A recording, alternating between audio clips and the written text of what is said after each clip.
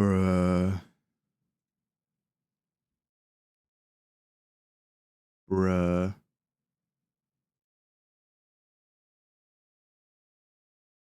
Oh my goodness. Am I back?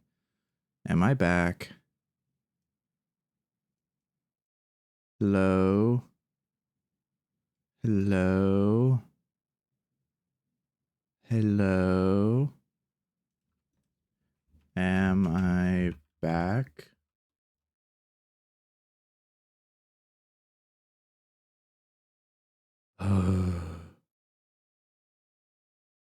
Horizontal. A little bit smaller.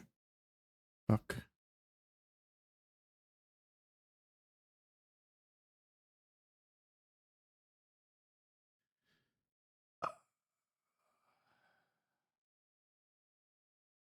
Bruh. This fucking sucks.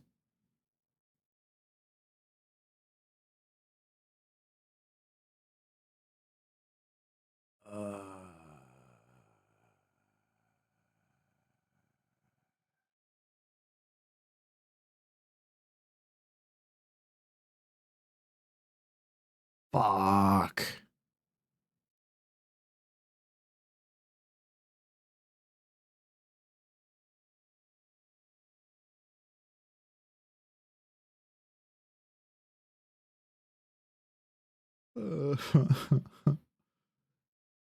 Yay.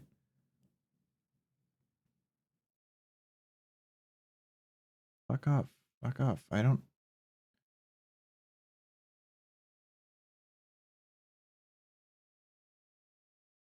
fucking, what the fuck?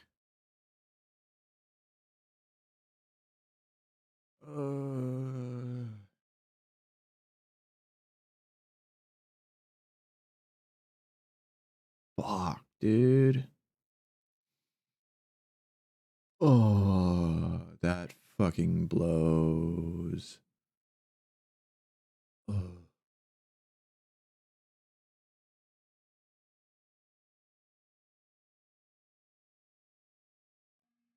God damn it. Okay.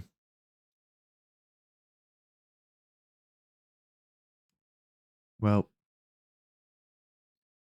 Well. That is awesome. That's awesome. We love that. We love that.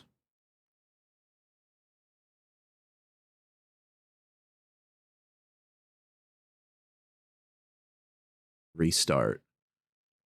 My PC ran into an error and decided to restart.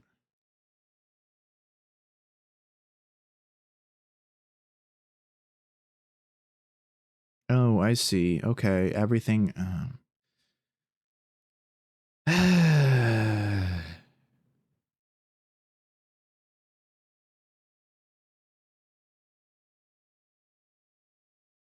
Yeah, these Seribots here now.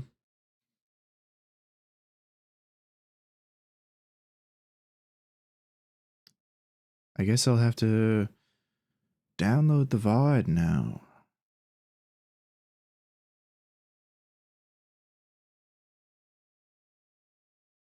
That blows. That blows. Okay, what? Yeah. Yeah.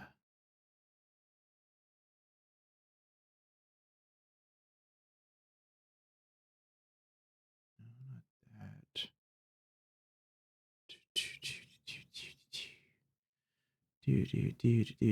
Do.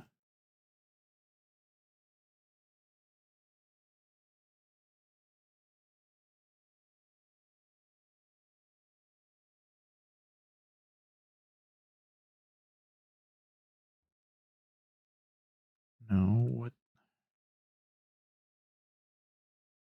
the fuck? I guess this does count for 2 streaks. No, not the chat box.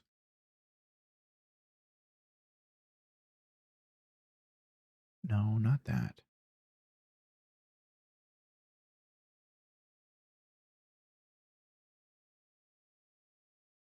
No, not that. Interactive reading?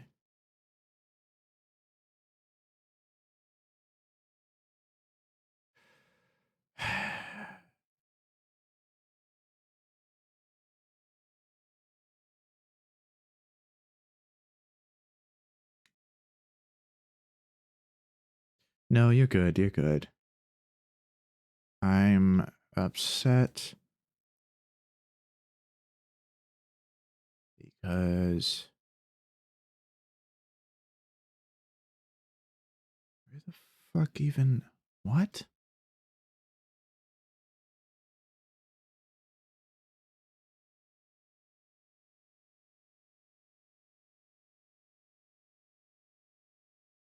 Huh? Why is everything so slow?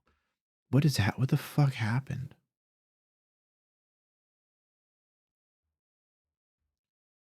Bruh.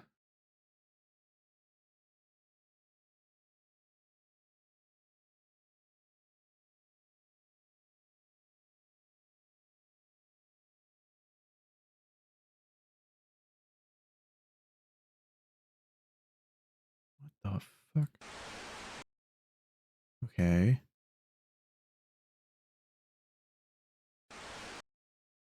Okay. Okay. Oh. Oh. Maybe I can still use. Maybe I can use the VOD footage. Fuck, dude. Oh, that blows, man. That absolutely blows.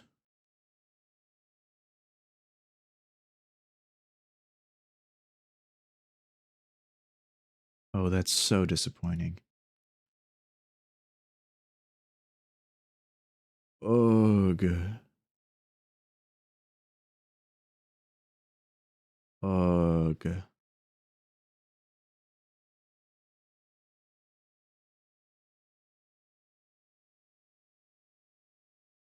Ugh. Man.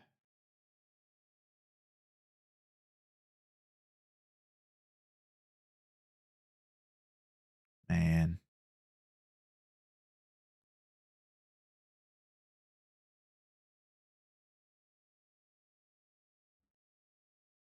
I just wanted to read stories today.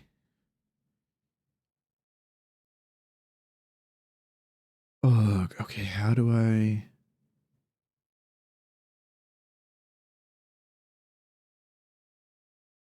Oh, it's right there.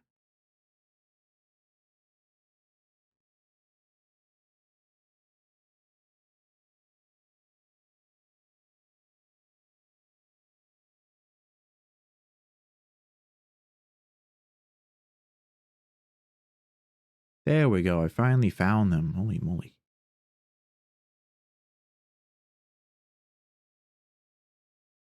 Lock chat TV, lock chat box, stream avatars, lock alerts, lock.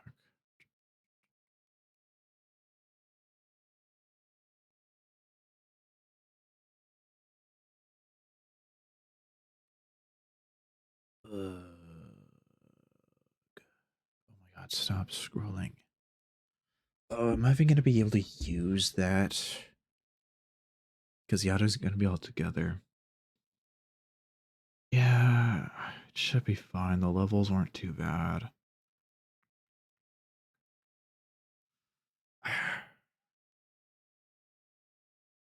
I really just don't want to. I'm not going to re record that. I'm going to. Okay, maybe.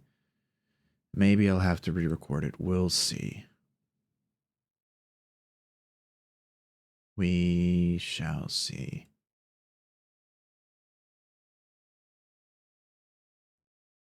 I knew something was going to happen. I had a feeling something was going to happen.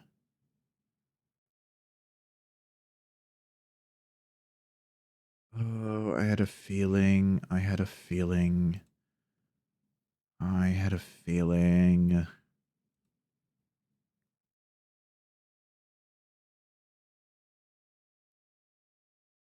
I just knew it.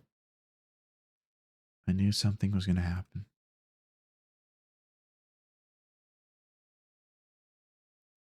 Something was going to happen. Now like nothing's up. Uh, uh, buh, buh, buh,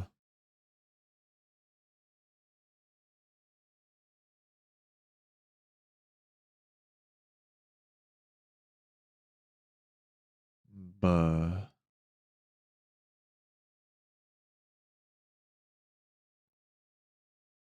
Ugh.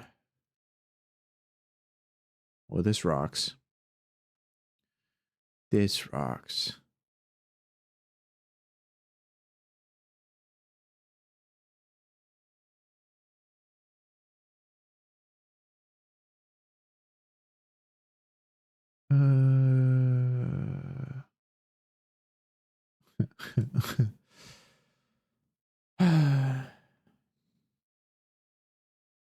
Well,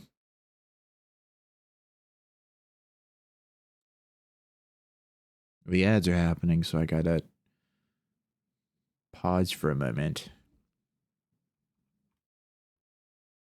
I got to pause for a moment anyway.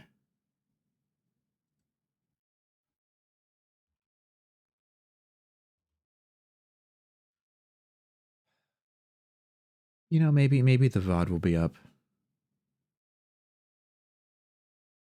Maybe the VOD will be up. I'm mostly just chatting. I'll at least turn on some music.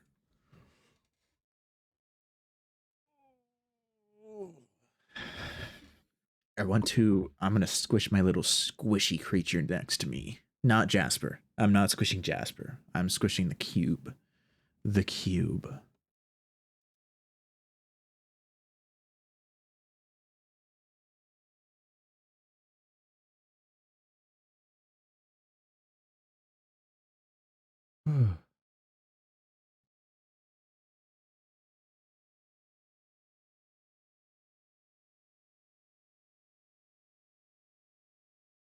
Fuck.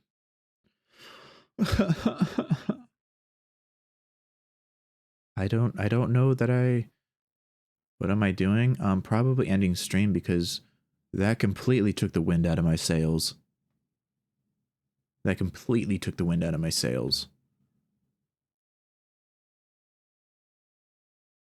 Wow, that just ruined my entire mood.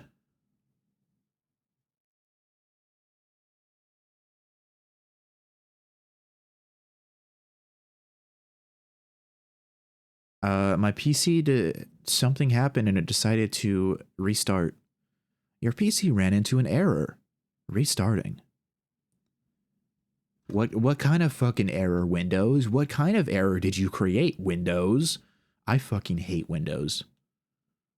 That's okay. At least we got through one long story. We got through one long story. Windows sucks ass, dude. I cannot wait. I cannot wait to get Steam OS. I want Steam OS. Fuck Windows. God, it's so bad. It's so bad. It's so bad. So bad.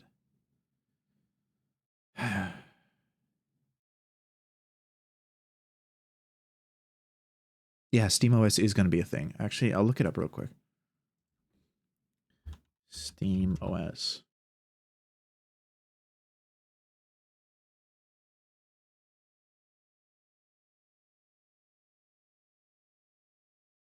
Oh, snap.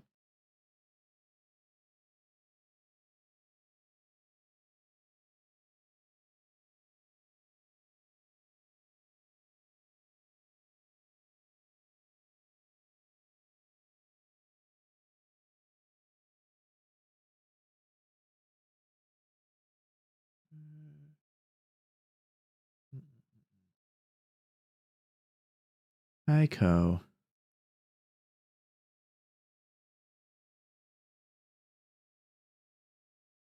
You're still rocking Windows 10. That's good. Windows. Yeah, my PC kind of forced me to upgrade to Windows 11. Hi, D. Hi, Uni. PC said, oh, we ran into an error. Time to restart. Hi, Stella. Ugh.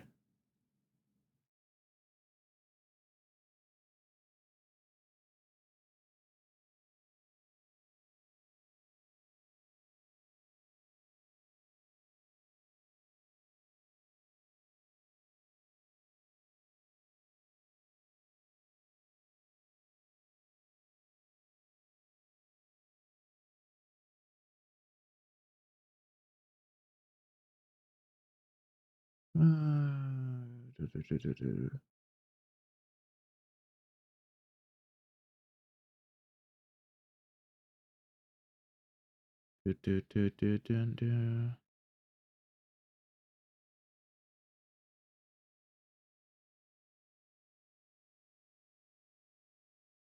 Bear, bear, bear. Bear, bear, bear. Bear, bear, bear, bear, bear, bear, bear. Bear, bear, bear, bear, bear. Bear, bear, bear, bear, bear, bear, bear, bear, bear.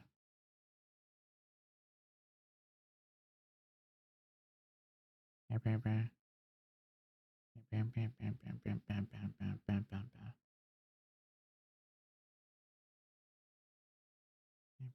Bear, bear, bear, bear. I have to look more into OS systems. Hi, Lizzie. Hi, Lizzie. Welcome in. Hope you're doing well. Ugh. Ugh.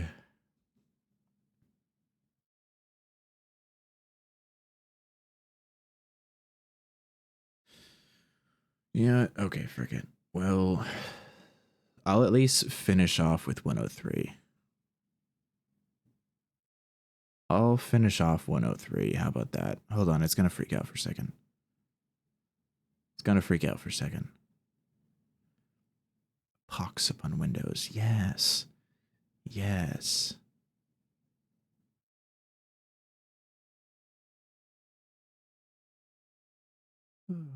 Hope your day's going well, Lizzie. Welcome in. Doc VC? Co. Okay. Okay, let's go back.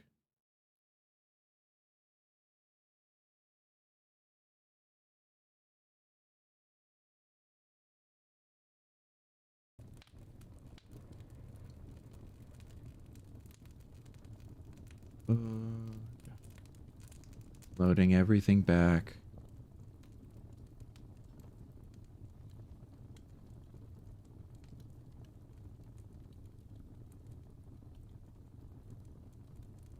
Okay, we'll do at least one more. We'll do at least one more. I've decided.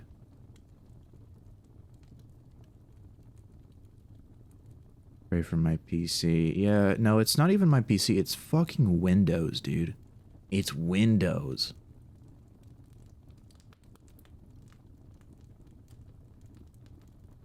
Windows is the reason that happened.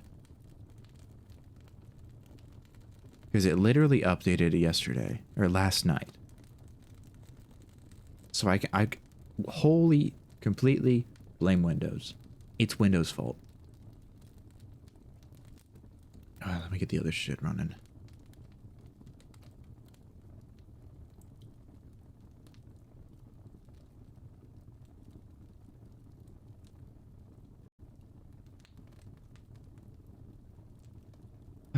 Go. There, now I can see chat. I can see chat properly now.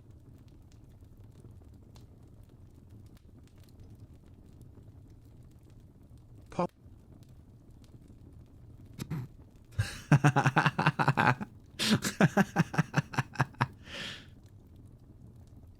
on, let me try that again. Pog online poggers. Okay, there we go, cool. Close the tray. I love opening every single software up again after booting my PC up. Again. This is awesome. Oh, it didn't save any of my... Okay. Wee woo, wee woo, wee woo. Holy moly, holy moly. 1 second. 50. Boom. Welcome in, Raiders. Welcome in. Get everything set back up again. Welcome in, Raiders. My name is Alico Bonethrim, though most folks call me Bones or Bonesy. I'm a mold magus and a researcher, and with my assistant Jasper next to me, we go on field studies, which is fancy talk for variety games. And we see what we can learn. And then every Sunday, I gather notes from said field studies, and we read stories. Currently, we've been reading SCP stories. We're on 103. My PC just crashed, so we're setting everything back up. It's a bit of a doozy. But welcome in, Sam. Welcome in. How was Super Battle Golf? I hope you had a ton of fun. Wait, no, not the PC crash. Yeah.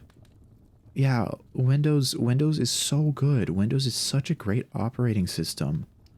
I love Windows. I don't actually like Windows. I genuinely hate Windows.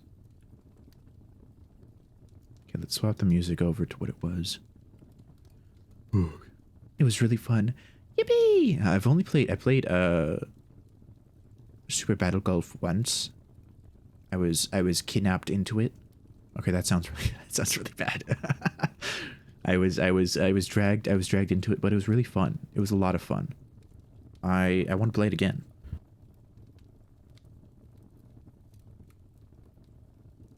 I'm glad you had a good time. That's awesome to hear. That's awesome to hear. Yeah, so I'll be reading SCP-103. I guess we only got a few paragraphs into it.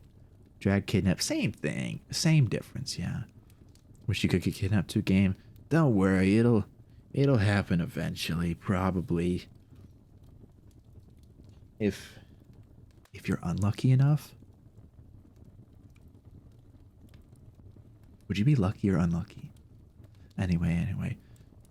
Raiders, Sam, Raiders, if any of you need a raid and run, I completely understand. It might be late. You might have things to do, you know. Go potty. Eat, drink, sleep. Do what you gotta do. Maybe not in that order. But if you'd like to stay, I invite you to stay. There's a boneless chair that you can plop down into. And I'll be reading some SCP stories. You can get all cozy. And by boneless chair, I mean a beanbag chair. And there's also daily snacks that you can acquire. Daily snacks you can acquire.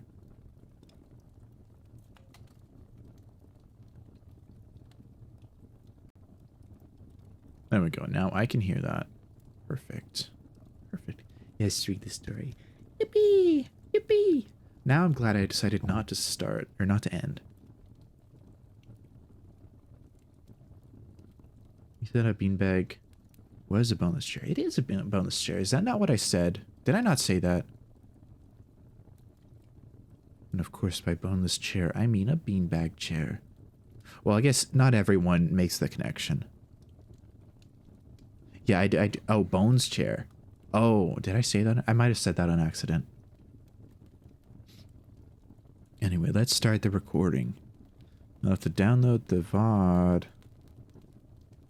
for the other recording. Cheems. Hi, Frab. Hi, Frab. Hey, Frab. Alright, let's get back to it, shall we? Item number. SCP-103. Object Class Safe. Special Containment Procedures. SCP-103-1 is to be suspended in an indefinite... SCP-103-1 is to be suspended in an indefinite vegetative state. Under no circumstances is SCP-103-1 to die, with all efforts to be taken to ensure its survival. Hope you're doing well, Frab. SCP-103 itself is not relevant in the context of containment. Swoopy. Description. SCP-103 describes a phenomenon currently affecting Dr. Ewan Mara, a white male in his mid-40s, and head of one of the site's Department of Extradimensional Studies. During an aggressive experimental treatment for metastatic stomach cancer, Dr. Mara was placed into a medically induced coma. Hi, Jay. Hi, Jay. Hi, Jay. Welcome back, Bonesy. Thank you, Jay. Thank you, Jay. Yeah, we're back. We're back. I decided to go a little bit longer and read at least one more. Because I want to get through at least this one. But I hope your stream was good. I hope you got... You're getting close to being done with Resident Evil 2, aren't you?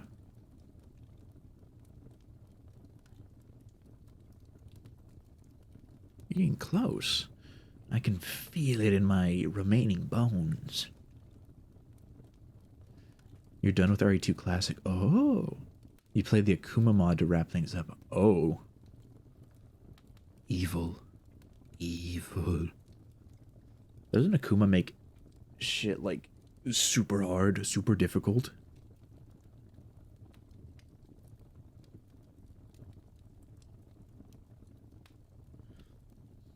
I'm unsure. I've never played an Akuma mod. No, he just fireballs everything. Oh. Oh, that's interesting. Huh. Resident Evil 2 and fireballs. I never thought I would think of that. Huh. Interesting. Interesting. Yeah, eventually I'll be playing the Resident Evil games for the first time. I want to look up like a canonical order to play the games in, rather than release order.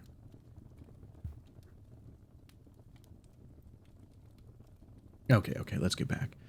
Coma. Concurrently, Dr. Jacob Rise, Dr. Mara's research partner, reported a drastic uptick in local human levels, believing this to be due to Dr. Mara's proximity to dimensional-based anomalies.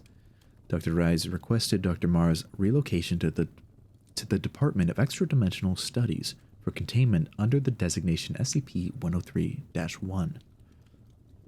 Presently, 103-1's stomach is missing, replaced by a similarly sized extra-dimensional rift, but is believed to be in otherwise stable condition. Additionally, 103-1 does not produce any waste. I did it again. Additionally, SCP-103-1 does not produce any waste despite being regularly provided nutrients and fluids through intravenous means. An upper endoscopy was conducted during 103-1's initial containment, with the scope disappearing shortly after insertion. You have to pick... They'd have to pick between RE1 and RE0 as they happen roughly around the same time. Oh, interesting.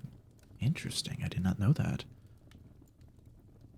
A follow-up surgery was conducted to recover the scope, instead revealing an absence of biological materials and reflected light within SCP-103. Addendum SCP-103.1 Object Testing. Currently, we possess very little knowledge of Dr. Ewan Mara's condition. I had the honor of working closely with Dr. Mara during his tenure as the head of extradimensional studies. And even as his diagnosis progressed, he was still committed to the pursuit of knowledge. In his current state, Dr. Mara continues to provide us with the means to pursue knowledge, a once-in-a-lifetime chance to advance the Foundation's knowledge of parabiology and dimensional mechanics. It is with his mission in mind that I carry this burden. Although he is dying in the dark, his sacrifice will preserve those who still live in light. Dr. Jacob Rise, Interim Head of Extra-Dimensional Studies. Dr. Rise was assigned as the lead researcher for SCP-103 and was tasked with the initial creation of containment and testing documentation.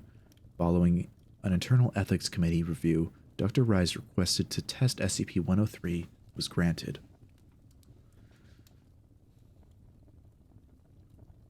SCP-103 Test Number 1. Problem. Presently, any and all forms of energy... Problem. Presently, any and all forms of energy or matter that enter 103's stomach are entirely consumed. As there is no calculated change in entropy following consumption, questions surrounding where energy or matter consumed by 103 goes have been raised. Proposed solution. Adding multidimensional nanotrackers developed in the Department of Extra-Dimensional Studies to 103-1's liquid nutritional diet. We may be able to determine the location of materials consumed by SCP-103. Outcome: failure. 103 is spread to encompass the small intestines. Oh, so SC3 is growing, consuming more and more of Dr. Mara.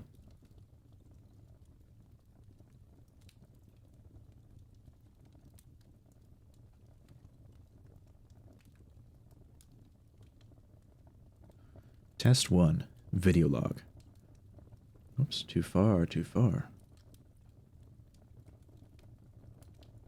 Personnel present. Dr. Eowyn Mara, Head of Extra-Dimensional Studies. Dr. Jacob Rise, Interim Head of Extra-Dimensional Studies. A junior researcher, and a site medical staff. Date November 28th, 2007. Begin log. A researcher sits on a stool in front of the camera. Behind him, a gowned figure holding a clipboard stands next to the metallic rolling table. A large syringe filled with a tan paste sitting on top of it. He clears his throat. Greetings. My name is Dr. Jacob Rise, and with me is Dr. Mara, the current head of Extra-Dimensional Studies. My assistant here is from the site's medical wing. He looks down at SCP-103-1, who is laying down on a hospital bed. Wires and tubes protrude from it, plugged into a collection of different machines that buzz and beep in the background. How's it doing? He chuckles before the recording goes silent for a moment. Apologies. I'm still trying to get used to everything.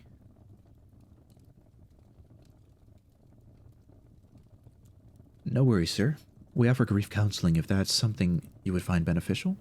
From what I've heard, the two of you were close, so I thought it might be worthwhile to bring up. Your concern is noted, but I can assure you that I'm fine. Once we learn more about Dr. Mara's condition, we can start to figure out how to fix it. Are you ready to proceed? The assistant flips back to the first page of their clipboard and adjusts their glasses. SCP-103-1 appears stable, and the anesthesiologist made sure everything was good to go about an hour ago. Perfect. In that case, we can begin. Rise wheels over to the bedside, sliding the table over with him. He takes the syringe and places it into an IV port, pushing the plunger in and gently lays the empty tube on 103-1's torso. The assistant stands beside him. Do you think this will work?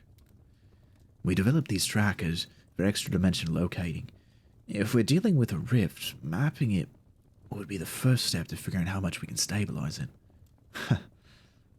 Before, everything, Dr. Mara and I were planning on using these to map pocket dimensions. Is this safe? Biocompatibility wasn't something we necessarily tested for, but it could be worse for him than...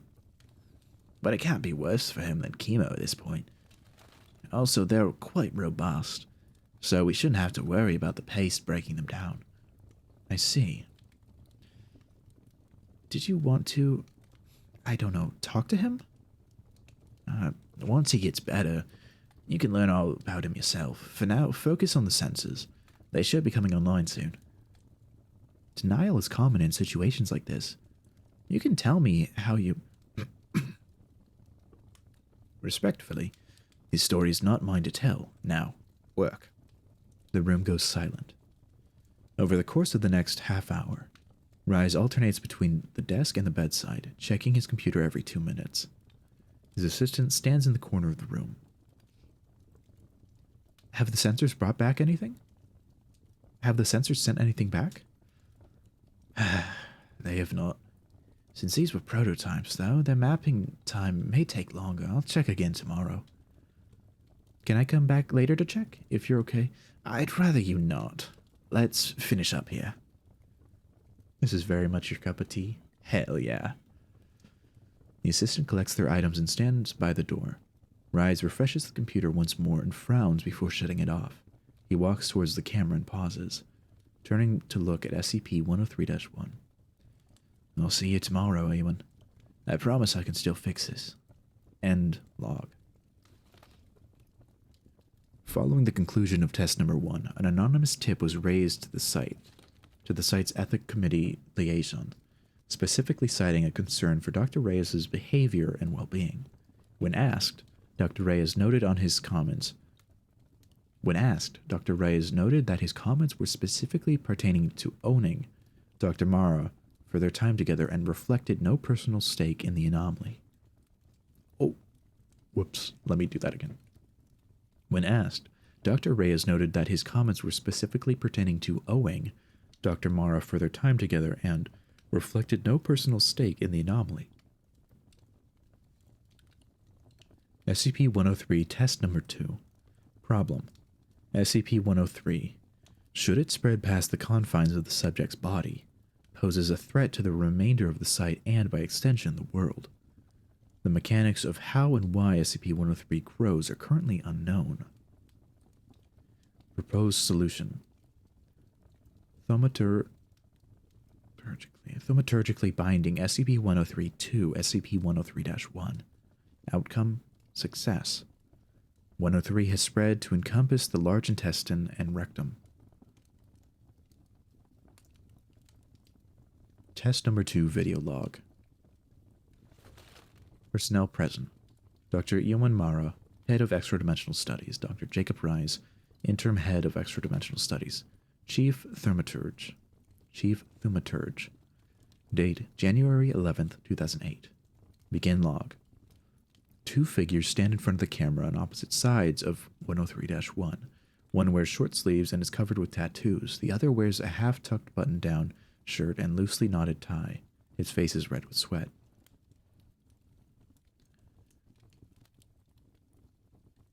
With all due respect, now that I have the camera on, can you please repeat what exactly you plan on doing to him? Blood-based runes are some of the strongest tools a thaumaturge has when stabilizing humanoid anomalies. She crosses her arms.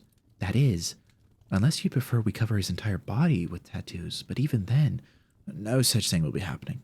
We don't even know how this will affect the rest of his body. How do we know this won't kill him outright? Runic-based medical treatments have been used longer than we've had written history. On top of that, you were the one who sought thaumaturgic treatment in the first place. This was cleared with medical, so let me do my job. Welcome back, IMA. Welcome back. Reyes pauses for a second. He grabs a towel from the nearby chair, wiping his face with it. Right. I did do that. Please, carry on. Thanks. The thaumaturge expert. The chief thaumaturge. The chief thaumaturge steps towards 103-1 and places her fingers on its neck. Dr. Rise flinches. Is that really necessary? It is, Doctor.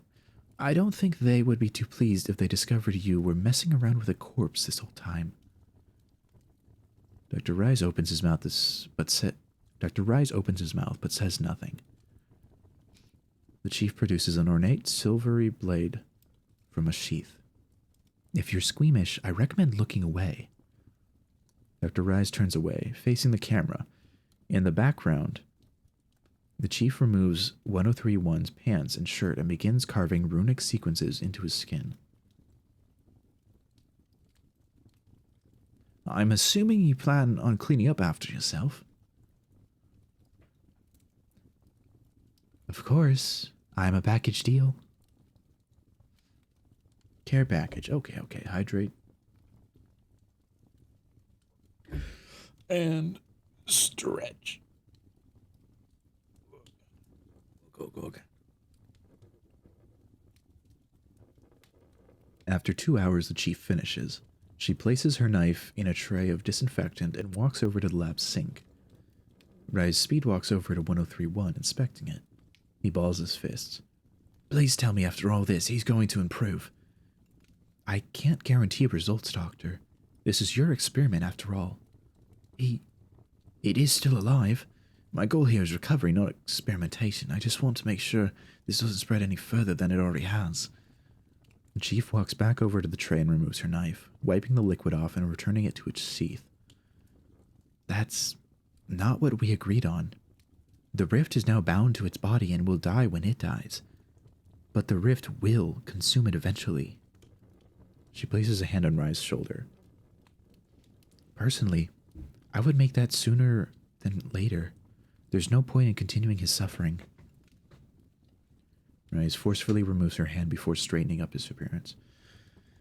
Your input is noted, Chief Thaumaturge. We still have hope for his recovery, however, and Mara wouldn't have wanted to give up so easily. If you say so. The chief turns and leaves the frame. After the door closes, Dr. Rise kicks a table, knocking its contents to the floor. He stands in the frame, breathing heavily, before walking over to the camera. End log.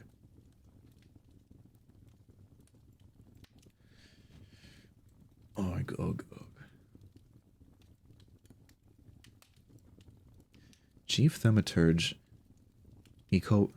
Iakovos and Dr. Reyes both submitted reports to the site's HR department following their interaction, citing she was entirely out of line given the circumstances of the situation, and he really needs to be checked out. Dr. Reyes was put on final notice, with removal as head of the SCP-103 project following his next infraction. Feels bad. To confirm thaumaturgic binding of the anomaly, an exploratory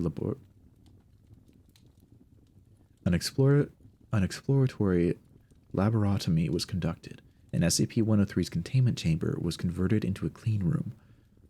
Following 103's spread to the large intestine and unknown artifacting from traditional biological imaging, a more direct means of observation was needed.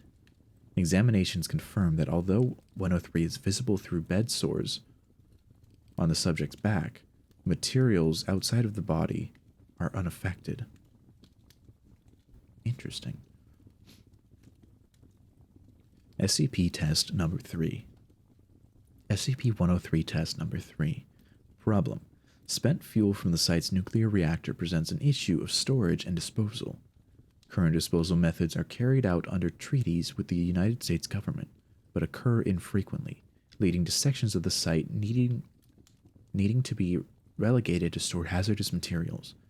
Additionally, a large portion of site funding is spent to focus nuclear fuels, leading to lack in funding for research projects and other essential services. Proposed solution. Proposed solution. Direct disposal of spent nuclear waste into SCP-103-1. Outcome. Success. SCP-103 has grown to encompass 65% of the abdominal cavity.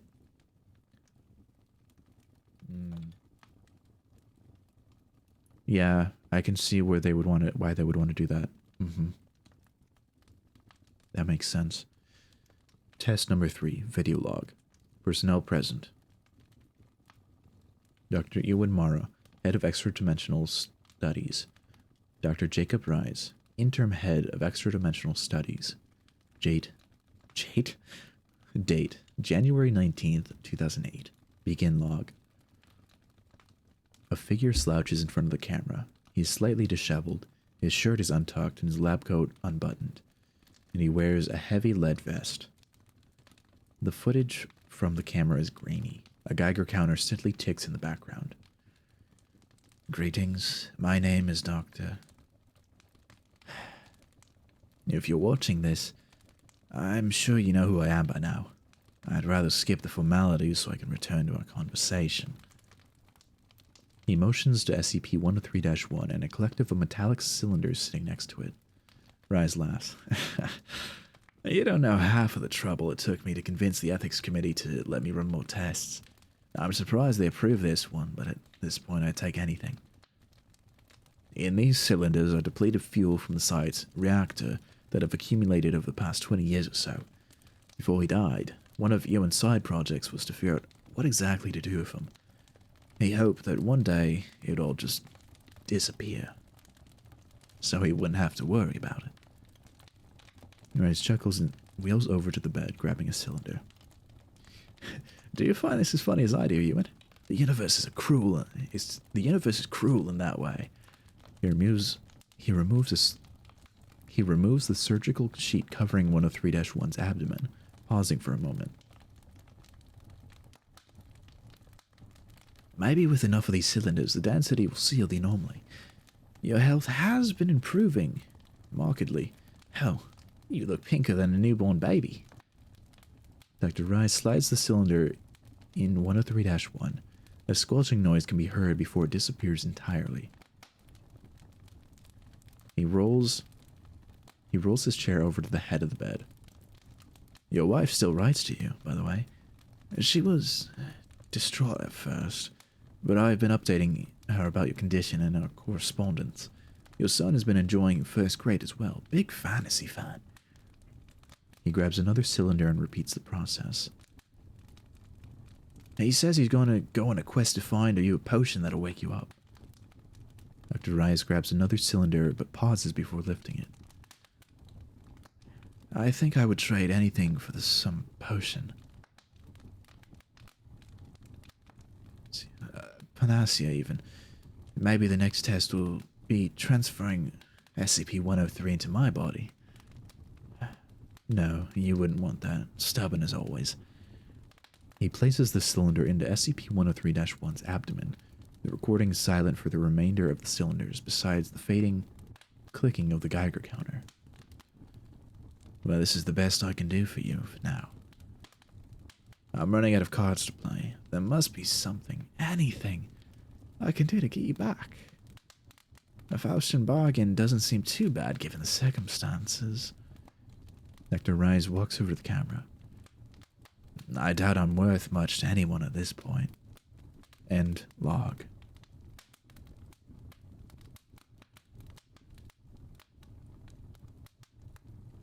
Two months following Test 4, the site's nuclear waste storage was noted to be... 2 months following Test 4, the site's nuclear waste storage was noted to have been emptied by 75% following the protocol laid out by Dr. Rice. During this time, researchers conducting the protocol observed a noted decline in Dr. Rice's physical state and mental well-being. When asked to speak with on-site psychologists, Rice declined, replying that he just needed more time, and it was almost perfect. When asked to elaborate, Rice refused to comment. SCP-103 Test Number 4. Problem. Before his diagnosis, Ewan was experimenting with a way to contain and neutralize localized extra-dimensional rifts. I've been looking over his notes for the past month, and I think he was on the cusp of something. The math works, I just need to make it a reality. This could be my final chance to save him, and I intend to do so. Proposed solution? Make this right. Outcome. Failure. SCP-103 has grown to encompass 98% of the abdominal cavity.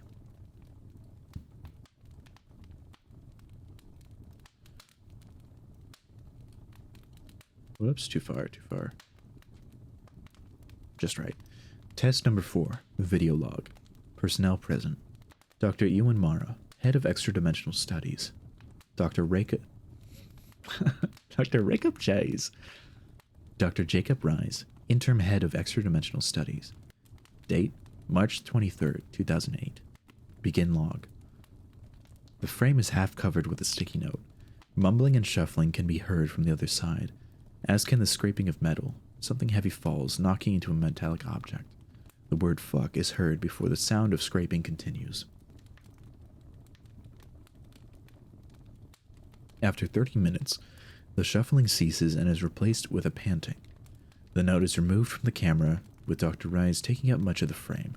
His shirt is unbuttoned and untucked and stained with a mix of sweat and oil. He steps back from the camera and rubs his hands together. Greetings.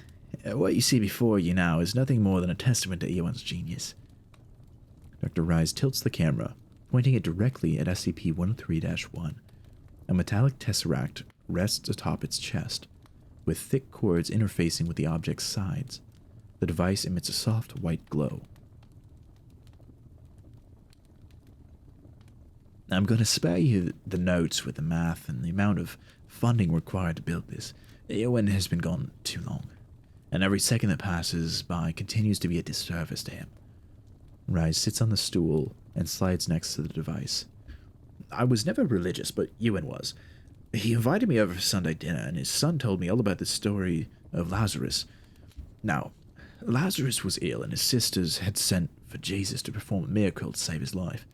Jesus had to walk 2 days to get back to Lazarus. Rise taps a sequence of keys on the keyboard, and the object begins to hum. If a man walk in the day, but stumbleth not. Oh, if a man walk in the day, he stumbleth not, because he seeth the light of this world. But if a man walk in the night, he stumbleth, because the light is not in him. I'm going to return the light to you, Ewan. I'm going to make you whole again. Rise stands, twisting a handle at the top of the box, opening it. The frame goes white. Jesus saith unto her, Thy brother shall rise again. I am the resurrection and the life. He that believeth on me, though he die, yet shall he live. The frame goes dark before the brightness auto-adjusts. Rise stands next to 103-1, gripping the rails of its bed. A mass of cords feed into 103, partially consumed where they meet the edge of the anomaly. 30 minutes pass. Rise stands next to the bed, swaying. 2 hours pass. 4 hours pass. Dr. Rise slumps over in the stool next to the bed and places his head in his hands.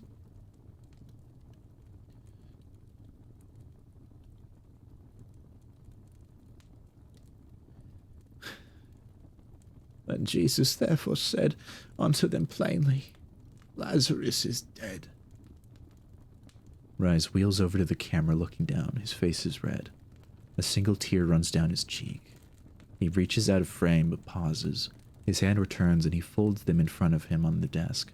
He sighs. When I was younger, my mother and sister were both diagnosed with cancer less than a year apart from each other. Breast cancer and leukemia. I was a child then, and there was nothing I could do to help either of them. I could hardly handle being in the same room with them during treatment. They got better, thankfully, but that changes something in your mind. You don't want to be powerless anymore. If you have the ability to do something to help someone, you do it as quickly as possible. You do it as quickly as you possibly can. Dr. Rise turns to look at SCP-103-1. Ewan had everything going for him. Fantastic wife, an energetic boy. He was living the dream of more than half the researchers on the site. He was a good man, too. Almost like a brother I never had. He saw that drive in me no one else did, so when he got sick, I made a decision. Really poor decision. But still the best decision I could have. He didn't deserve to suffer, not like that, not like this. I guess I wasn't ready to say goodbye yet. I thought maybe if I could just keep giving him chances, he'll get through this. Rise looks away from the camera and wipes his eyes with one of his hands. I'm sorry, Ewan. I failed you. He reaches behind the camera and the frame goes black. End log.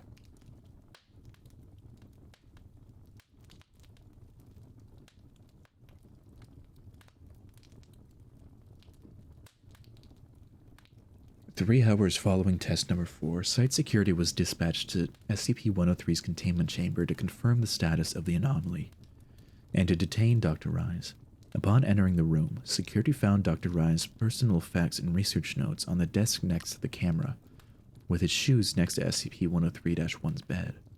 An unsubmitted test form was found on the computer. An unsubmitted test was found on the room's computer. SCP-103 test number 5. Problem. Regret? Regret. Problem. Regret and guilt are emotions related to failing the morality of the individual. They occur when one is disappointed and responsible for the decisions they have made, regardless of whether the outcome was expected or not. Proposed solution. Acceptance is the final stage of grief according to the Kubler-Ross model. Acceptance is when an individual finally recognizes their circumstances and, with clarity lacking in the rest of the stages of grief, embraces their future. Outcome is blank. Upon observing SCP-103-1, a syringe containing trace amounts of pancuronium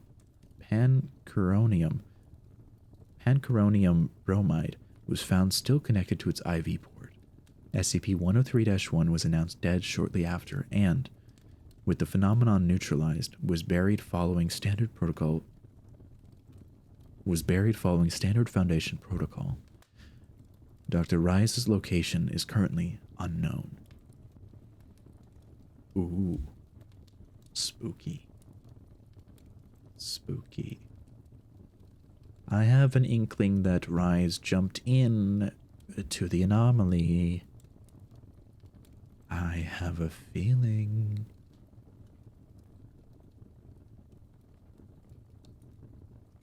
Five is kind of short. Okay. That was SCP-103. Kind of heartbreaking. It was heartbreaking. Hold up, I need to go potty really quick. I'm just gonna stare at you guys, okay? I'm just gonna stare. I'm gonna stare at you guys while I BRB.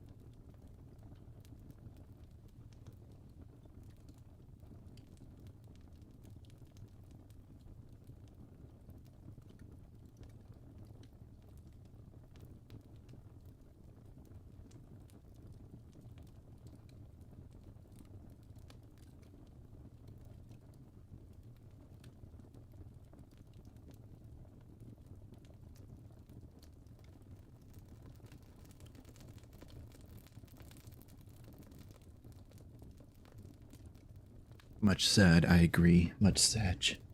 Much sad.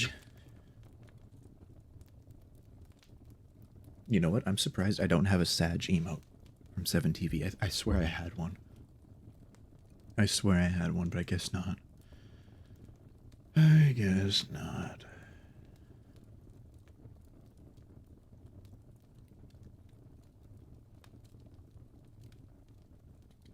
I guess not.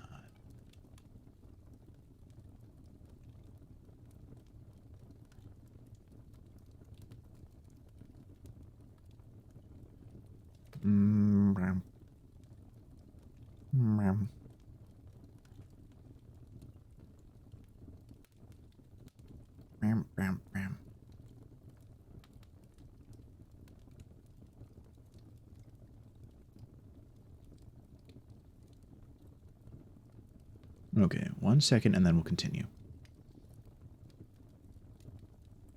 1 second and then we'll continue.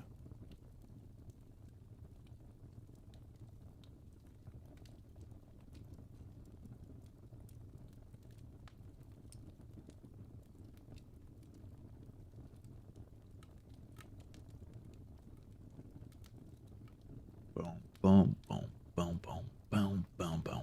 All right. All right, let's get back to it.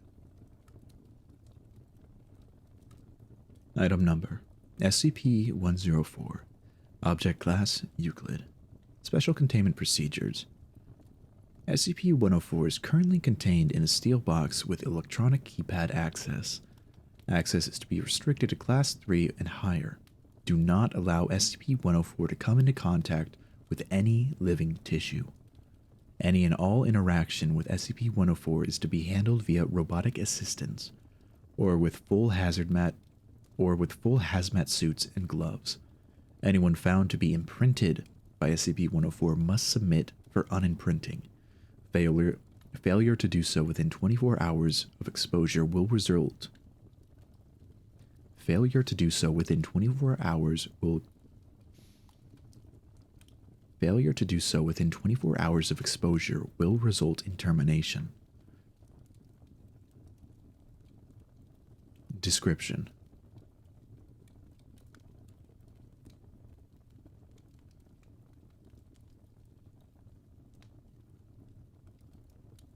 SCP-104 is a sphere, 35.5 centimeters around, weighing 2.3 kilograms. The outside is glass and very smooth, coating the sphere in a layer of 6 mm thick. Coating the sphere in a layer that is 6 mm thick. Under this layer is an extremely intricate Under this layer is an extremely intricate design of a very thin black and white lines. Under this layer is an extremely intricate design of very thin black and white lines. This inner core is a delicately carved ball of wood, giving slight texture to the line design. The design itself is unimaginably complex and seems to form something of a Rorschach test, as all viewers seem to have different interpretations. Movement of a ticking sound from inside the sphere has been reported, but at this time is unconfirmed. Whenever a human touches SCP-104 in its unimprinted state, it will imprint on the subject. If the imprinted subject moves more than 9 meters from 104 for more than 5 minutes, SCP-104 will appear 2 meters of the SCP-104 will appear within 2 meters of the imprinted subject. This shift appears instantaneously, disappearing and reappearing in less than a nanosecond, regardless of distance or intervening objects. Every hour that the subject remains within 9 meters of 104, it will move 1 foot closer to the subject until it is touching the subject. When SCP-104 is touching its imprinted subject, it will not attempt to move closer. 104 will not exhibit this behavior to non-imprinted subjects, and will only imprint on one subject at a time. Thick cloth or metal appears to block the imprinting in most cases. Testing of 104 with multiple instances of SCP-1680 suggests this imprinting is not genetically based, as SCP-104 does not change behaviors when faced with multiple genetically identical subjects. SCP-104 also appears to be indestructible, in that it always appears whole and undamaged after reappearing. Even after being crushed and incinerated, 104 will reappear whole and undamaged if its imprinted subject is outside of its minimum range for more than 5 minutes. 104 causes paranoia and anger in most subjects, but this is not an effect of the sphere, as some are wholly unaffected by the constant presence of 104, if slightly annoyed at times. SCP-104 can only be unimprinted if the subject is killed or enters a near-death-like state. 104 will then enter its unimprinted state until touched. Thick gloves appear to block the imprinting process as long as they are more than 13 millimeters thick. SCP-104 was recovered in a flea market from a man carrying it in a bowling bag. The man never identified himself and sold it to an agent for a quarter, thanking him profusely before running off. Notes 104-1108-R. It has been theorized that SCP-104 is some form of extra-dimensional probe or recording device. This appears to be unlikely, as it appears to be made of terrestrial materials and has no means by which to record or observe anything. However, with few other explanations for its odd behavior, the theory is being investigated. From a doctor.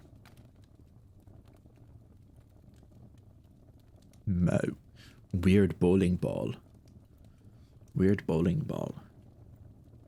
104 doesn't seem like inherently...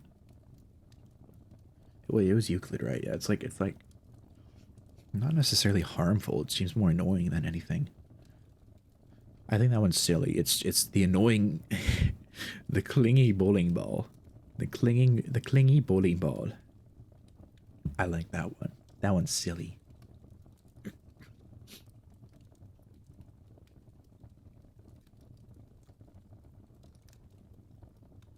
On to the next one. Item number SCP-105. Object Class Safe. Special Containment Procedures. SCP-105 is implanted with a tracking device and is currently housed at Site-17.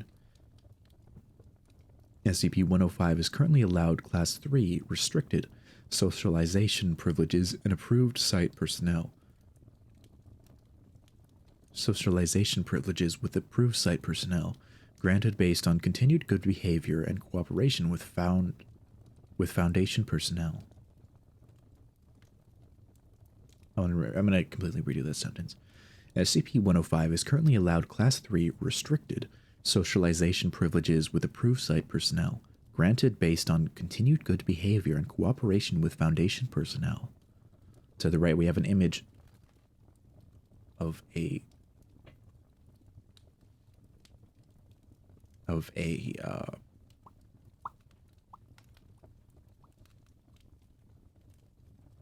to the right, we have an image of a Polaroid-type camera with the description of SCP-105-B.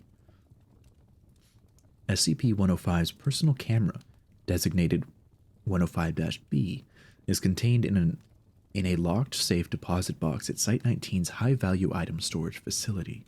Standard positive action defenses, explosive, chemical, biological, and memetic, are to be in place at all times while 105-B is within containment. SCP-105 and SCP-105-B, or any other camera, are only to be allowed to come into contact with approval of the current managing researcher. Interesting. Too far, too far, too far. Description. SCP-105, formerly known as Iris Thompson, is a female human of European descent. Records indicate that 105 was born in a date making her a number of years old at the time of acquisition. She has blonde hair and blue eyes, and at the time of this article is 1.54 meters in height and 50 kilograms in weight. She does not appear to have any out-of-the-ordinary physical characteristics and appears to be, for all intents and purposes, a normal human being in good health. Watch out, Jams. The authorities are on their way. Be careful. SCP-105-B is a Polaroid one-step express camera manufactured in 1982. 105-B does not appear to have any out-of-the-ordinary physical characteristics and appears to be, for all intents and purposes, a normal Polaroid camera operating normally for all persons aside from SCP-105. When SCP-105 holds a photograph taken by 105-B, the photograph changes from a still image to that of a real-time image of the location in question. 105 is also able to reach through the photograph and manipulate objects within reach of the original point at which the photograph was taken. Persons witnessing this manipulation report seeing a disembodied female hand, determined to be that of SCP-105, reaching out from an invisible portal and carrying out the actions indicated. SCP-105-B and the photographs taken by said camera have no unusual properties when used by any other person. SCP-105 has demonstrated limited ability to manipulate objects through other photographs, but can only achieve fine control using photographs taken through SCP-105-B. So far, 105 has been able to significantly advance her ability by using photographs taken by 105-B. It's much harder to know what the heck I'm talking about. It's like 105-B.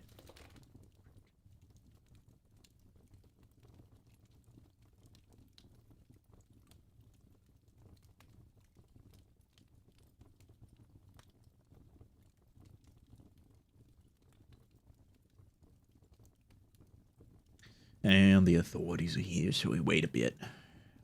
We wait a bit, Jams. We wait a bit. We wait a bit, we wait a bit, we wait a bit, we wait a bit. We wait a bit, we wait a bit, we wait a bit, we wait a bit.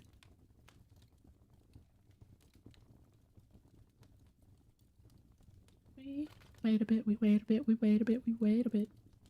We wait a bit, we wait a bit, we wait a bit, we wait a bit. You know, we don't wait too long. We just wait long enough. We just wait long enough.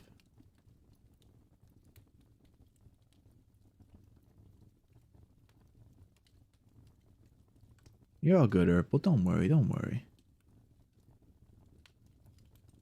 Do not you worry. Do not you worry.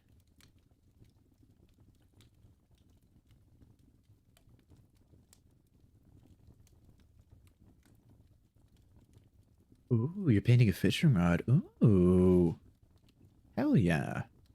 Hell yeah.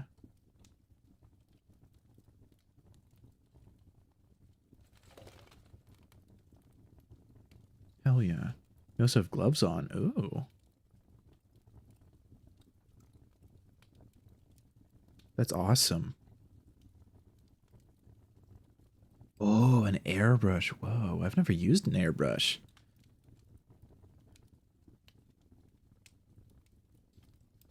That sounds sick. That sounds like it's a lot of fun.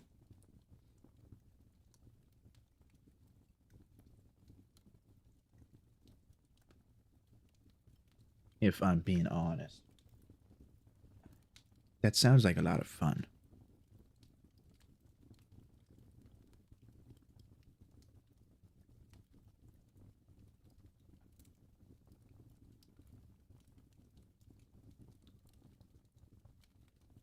Nose so stuffy.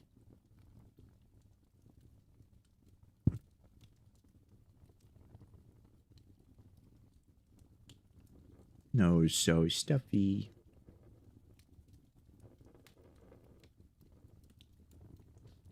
There we go. Alright, well, it is as long as you have a good air compressor. That makes sense. That makes sense. We've got a big ass air compressor, I'll say that much. Big ass air compressor. Probably be too powerful. Too strong. For what we're thinking of. Too strong.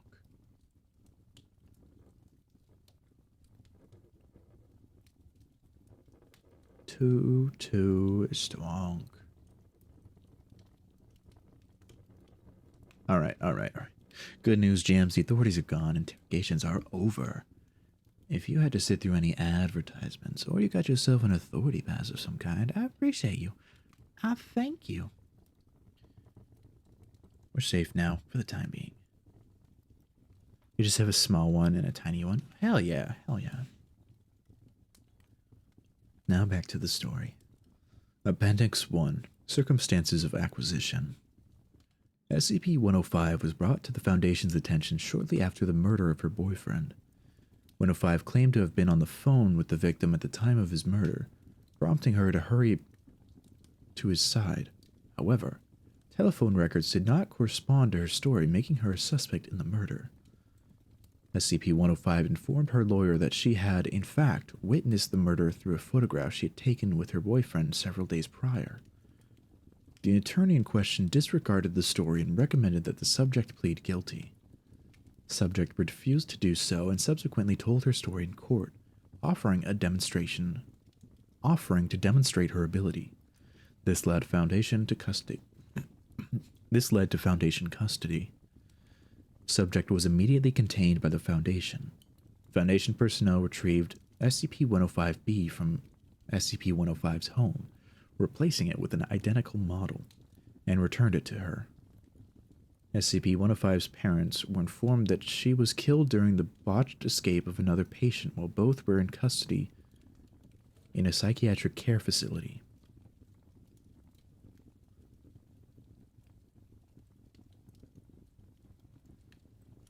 Appendix 2. Excerpt from Interview Log 105-08-4426. Begin log. Please give a brief personal introduction, including date and place of birth, and your name. Okay. My name is Iris Thompson. I was born in Phoenix, Arizona on May 12th. Good. First question. When did you become aware of your abilities? I am not sure, but I think I was either 10 or 11. I remember because I was looking at a picture of the ocean, and I noticed the waves began moving. How did your parents respond when you told them? They just said that I had an overactive imagination. When did you discover that you were able to manipulate objects through a photograph? It happened when I was 11 or 12 maybe?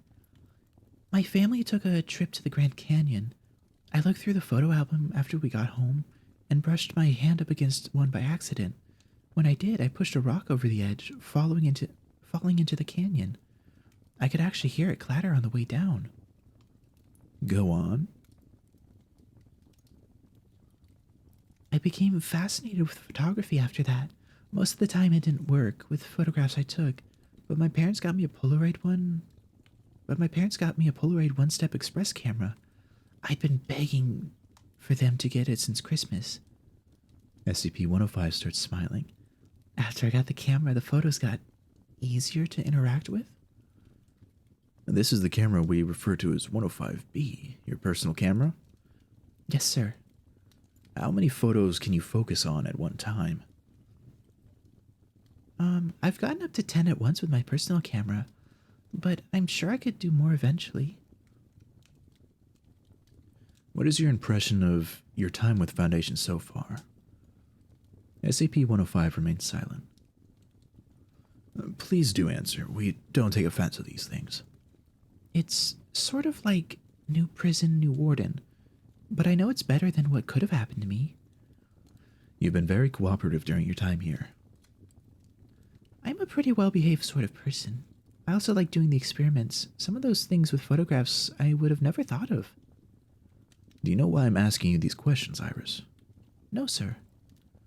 We've been setting up a special program. If it goes through, you'll be occasionally allowed to leave the site and move about in the outside world. All we ask of you in return are a few favors. Are you interested? End log. Addendum 3. History of Service with Mobile Task Force Omega-7. SCP-105 was the second humanoid SCP recruited to Mobile Task Force Omega-7 under the Pandora's Box Initiative. Unlike Team Able, associated with SCP-76-2, which was assigned to strike and capture operatives, Team Iris had the primary mission of reconnaissance and intelligence gathering. Team Iris carried out over 20 missions in cooperation with the Bowie Commission. These missions were carried out swiftly and without incident. With the Bowie Commission. The first disciplinary incident involving SCP-105 involved the escalation of Team Iris missions from reconnaissance to wet work. 105 violently opposed the use of her abilities to carry out assassinations, even after members of the Bow Commissions repeatedly attempted to secure her cooperation. See Interview Log 105-21-6543. During these events, SCP-105 became emotionally distressed and attempted to deceive Foundation personnel into believing that her anomalous traits had disappeared. Dr. D submitted a report recommending that SCP-105 be reclassified as neutralized, undergo amnestics treatment, and be released to the public with regular monitoring. This recommendation was denied. Following this, Dr. D aided SCP-105 in a containment breach aiming to escape Foundation custody. This breach was unsuccessful and SCP-105 was recontained. See Incident X45-Site-17.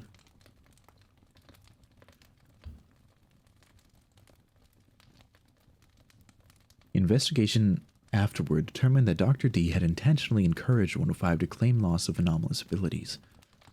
105 re-demonstrated her anomalous abilities in exchange for restoration of limited privileges. Absolutely, Purple, absolutely. Hell yeah, send that artwork. Send that artwork. Send that fishing pole. Following the end of the Pandora's Box initiative, all Mobile Task Force Omega-7 teams were disbanded, and SCP-105 was returned to Site-17. Because of the security risk she represents and lack of current utility, 105 is presently not allowed access to SCP-105-B. All further information regarding Mobile Task Force Omega-7 is sealed by order of the Records and Information Security Administration. Director Blank, Records and Information Security Administration. Addendum 4, Special Notice RE, Current Containment Status. Following Incident R1300 Site-17, many formal and informal reports have been made regarding SCP-105 and a supposed connection to Mobile Task Force Alpha-9. Hold up, what is this? Whoops, I didn't mean to do that.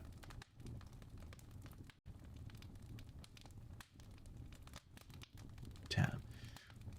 These reports constitute a serious breach of security. All information regarding Mobile Task Force Alpha-9 is restricted.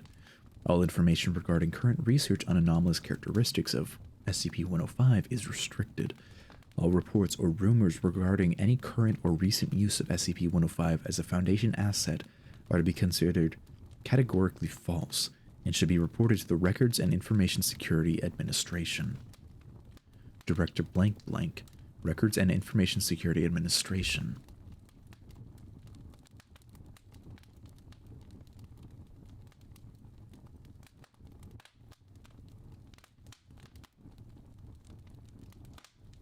There were explosions on site. Immediate actions. There were explosions on site. It wasn't entirely unheard of, but these didn't seem controlled. Also not heard of, but it still made Iris nervous.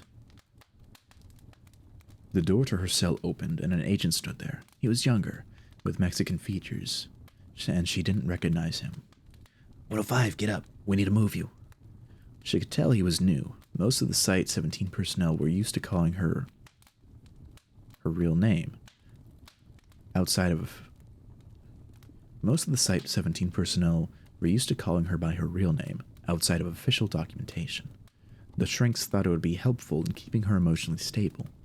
He had to laugh. Should I take anything? She asked as she got up from her seat. No time. We'll send someone for it later. He motioned for her to hurry. She walked to the door.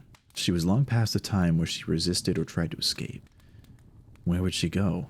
She'd probably just end up somewhere worse. He led her into the hallway and didn't bother to resecure the door. She realized then that things were extremely wrong, rather than the baseline of very wrong she'd grown accustomed to. He hesitated a moment, then said, "This way." She almost offered to guide him, but he probably wasn't prepared for a skip to show that kind of initiative. There were gunshots nearby. Stay behind me. The agent pulled out his sidearm. There were dead bodies in the next hallway. Two were site security. A third wore an unfamiliar black uniform. As the agent walked through the next door, There was a gunshot, and the back of his head blossomed outward. Iris crouched in the frame of another door. Iris crouched in the frame of another door, pressed as hard as she could into the shallow alcove. She listened as someone walked up to the door. She held her breath and waited to see if they'd walk in or lean in far enough to see her. After a moment, she heard them turn and walk away. She stood still for a moment longer and then quietly reached down and picked up the dead agent's sidearm. This broke any number of rules, but rule one was to avoid dying in a senseless firefight, and you had to prioritize in these situations. She took a different hallway. Hopefully, she'd run into someone who could help her. Hopefully, they wouldn't shoot her. That would be pretty nice. There were containment rooms, but she avoided those. You never knew what was in there, and anyway, that was probably what these guys in black suits were after, unless they were really interested in Dr. Jones's paperclip collection. In the next hallway, the containment chamber had been opened, and the door torn off its hinges. There were several black-clad bodies on the floor. Standing above them, tearing the flesh off of a humerus, was an ogre. 8 feet tall, with bulbous nose, pointed head, and sharpened teeth. He smiled wickedly from around his meal. "Ah, ma chérie, you joined the party." She tightened her grip on the sidearm and forced herself to remain calm. "Fernand? Will you take a picnic with me? Will you take a picnic with me? Will you take a... Mon chéri, will you join the party? Will you take a quick picnic with me?" he asked. "I'm having my morning exercise." No, thank you," she said. She began to walk past him. Not fast, not running. Predators chase things that run. "As you like. Perhaps we will meet again later, eh? A little rendezvous, très romantique." He chortled around his clenched teeth. Iris suppressed a small shudder. Still, bad as Fernand was, he couldn't hold a candle to him. As she entered the next doorway, she saw the shape of a cow, but completely, utterly black. The area around it appeared slightly distorted, as though it were doing something with the light. It started moving toward Iris. It started moving toward Iris, who immediately turned tail. She'd take her chances with the men in black. At least she knew what the bullets did. She heard it picking up speed, and she turned a corner, slipped through a door, and closed it. As she leaned against the door and caught her breath, she heard the staccato call of gunfire. She dropped to the floor, counted to 3, cursed the cow thing silently, and then looked up. There were 5 of the black-clad men firing down the hallway, perhaps 10 feet away, using an overturned desk as makeshift cover. She couldn't tell what they were shooting at from her position, but the bullets flying overhead suggested site security wasn't quite out of the fight yet. However, there wasn't much gunfire coming from that direction. Compared to the amount of lead the black suits were throwing down the hall, it seemed like the Foundation was outnumbered, at least in this hallway. She considered her options. She could wait and hope the Foundation would send reinforcements, but that seemed chancy. Whoever this was, they were organized and probably had a good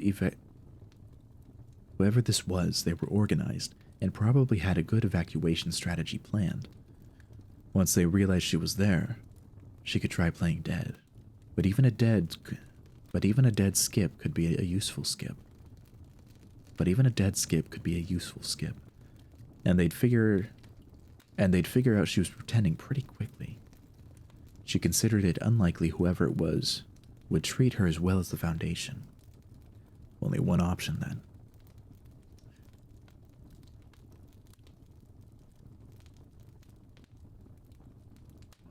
option then. Where was it? Oh,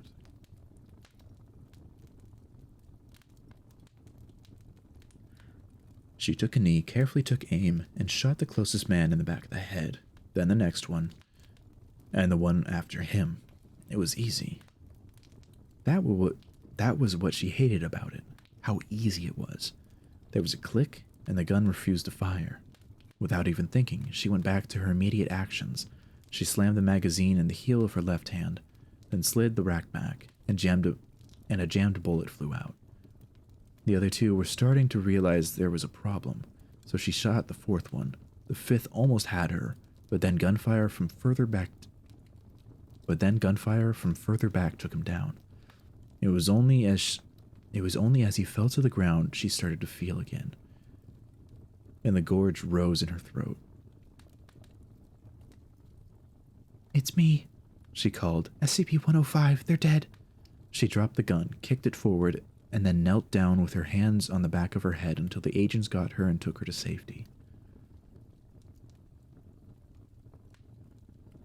You need to see this, ma'am. The man was nervous, but he was always nervous, like a small dog, really. Who was it? She asked. She was still a bit tired. It had been a long night the night before. It usually was. But the last time he told her she needed to do something, there was an active attempt on her life. She was good at picking up things like that. Footage from the latest containment breach. I think you should pay special attention here. He jumped to a point on the tapes to show a young woman. Yes? She said, then, Yes, I see. She thought for a moment. Yes. Good work, Henry. You were right. I did need to see this. She opened a very special program on her phone. We all need to see this, I think.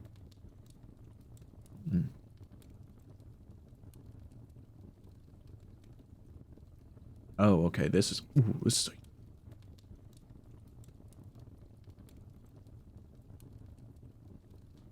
Oh.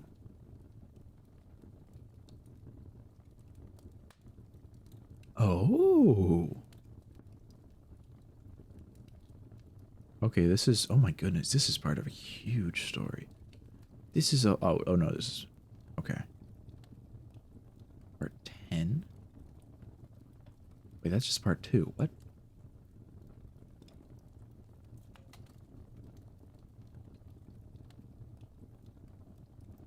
Okay, so this is part of the Resurrection Cannon Hub. Do I have the Cannon Hub? Where is Resurrection? It would probably be down in R. Yeah, down there.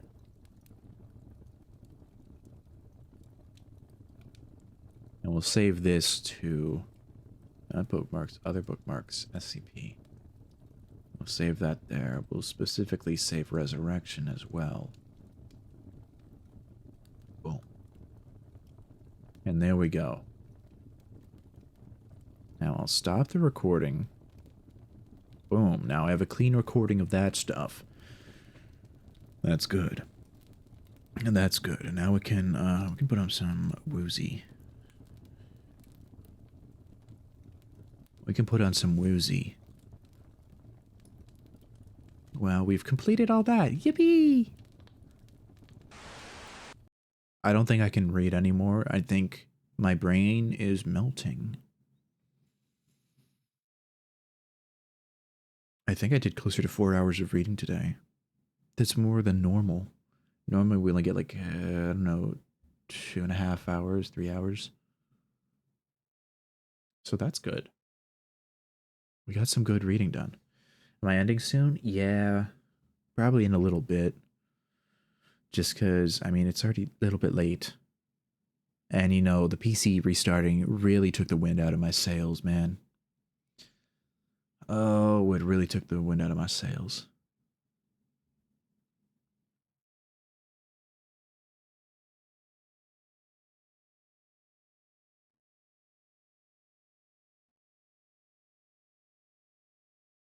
Yeah, that's what happened. My PC was like, oh, we ran into a problem. It needs to restart.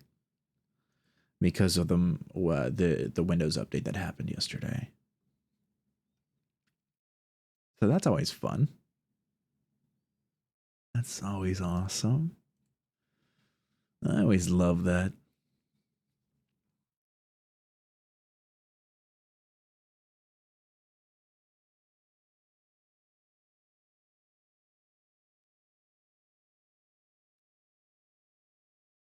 We should send them in the Discord. I think there would be some people who'd like to see it. I think there'd be some other jams who'd be down to see it.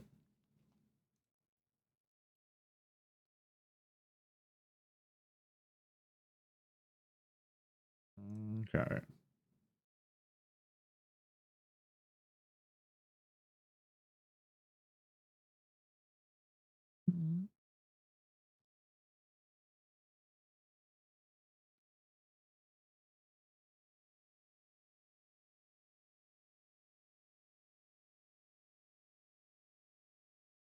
In off topic, sure. That, or you could do it in. Is there an art section? There might be an art section. You can always do an art section. Yeah, you could always put in the art or IRL, really wherever you think it would fit.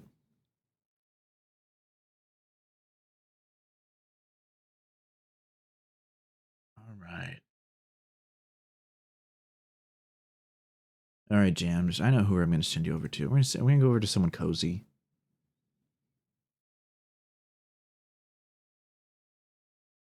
Someone who's having a good old cozy Sunday stream.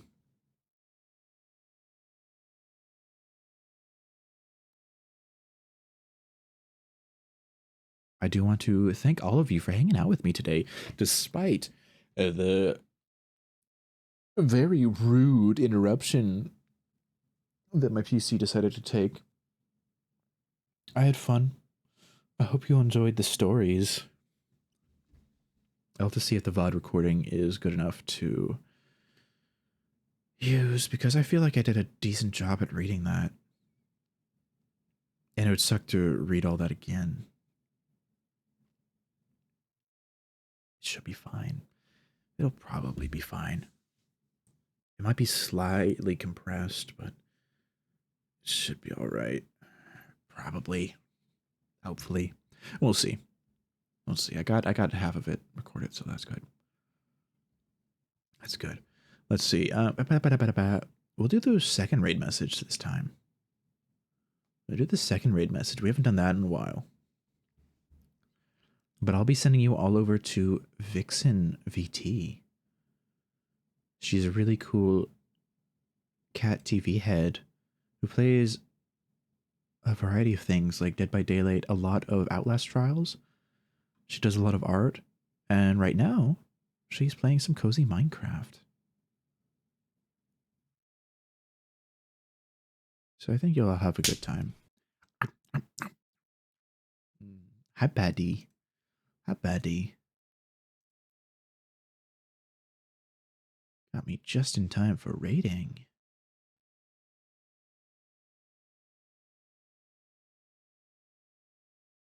Hope you're having a good Sunday, Baddy.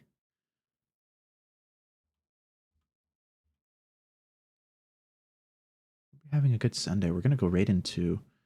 Have a good night. Get some rest. Yeah, I will. I actually had a good rest. I had good rest this last night. I fell asleep good. Yeah, I'll be sending you all over to Vixen. I hope you have a good time with her. We'll do the second raid message. Raid sub 2. Raid bus 2. So the first raid message is for those with a sub. The second one is for those without a sub. Please copy and paste one if you're able to. And then there's also the Discord for any of the jams who aren't in it, other than the new ones. Bye. Yeah, I post updates there. That's like the only place I post updates. Scheduling, community games, movie nights. I'll be hanging out there more. Go have a good time with Vixen. She's a pretty cool cat. Pun intended. I'll be back on Wednesday. We'll be doing a co-working stream Wednesday. Probably art. Yeah, bye. Don't forget the raid messages. Hope you all have a good morning, good afternoon, good night, whatever it may be.